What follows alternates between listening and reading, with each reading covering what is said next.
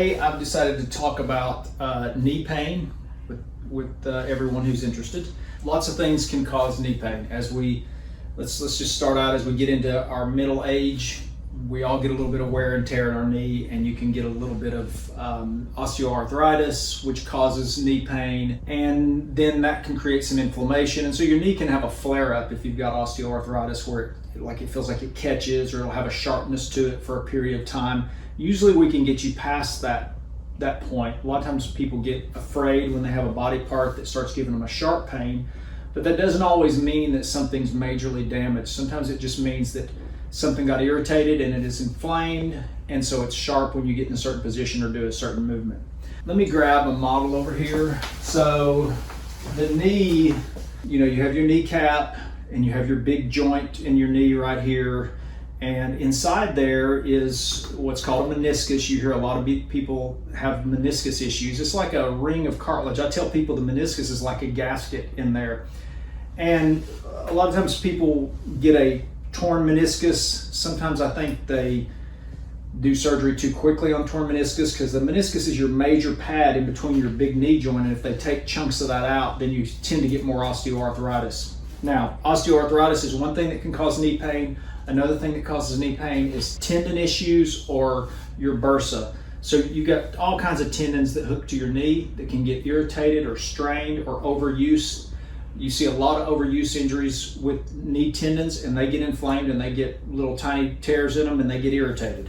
A bursa is a little sac of fluid that sits underneath the tendon and keeps the tendon from frictioning on the bone. So it allows some movement and some lubrication between the tendon and the bone. Any of those structures can cause pain. Another common area where people will get pain is down the side of the knee. And the side of the knee, you've got this big tendon called the iliotibial band. You hear people call it IT band or IT syndrome. That is more common in athletes, but anybody can get that also. That tendon will get irritated and it'll cause pain down the side of the knee, all the way up to the hip sometimes, and all the way into the front of the knee. You've got a big tendon down the front here, and that's your patella tendon. That commonly will cause some pain also. We can treat any of those structures. We treat the back of the knee. A lot of times you'll get tendon issues, or you can get a Baker's cyst. And on the back side of the knee, you'll get a cyst.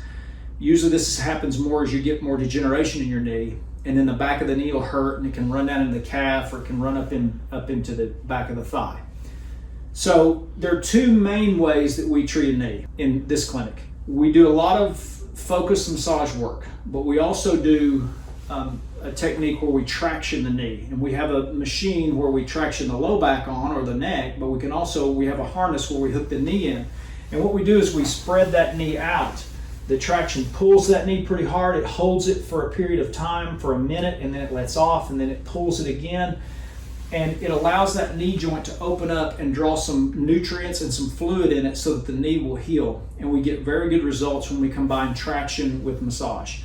At home, something you can do for yourself is, a lot of times when the knee starts having a problem, the knee will not straighten well or bend like it should. So you'll feel it kind of stop right here. And even worse, actually, is when the knee will not straighten. And so you'll get, we call it a flexion contracture, where your knee does not straighten all the way. Now, if your knee does not straighten all the way, the research shows that you will begin to get more arthritis in your knee. And so you need to get your knee straightening back as good as it will, all right? The way you do that is you start putting your ankle, your lower part of your leg, up on a bolster, or you can stick it out on an ottoman or whatever, and you push down with your hand, and you hold that for several seconds and do several of those in a row, trying to straighten that knee out.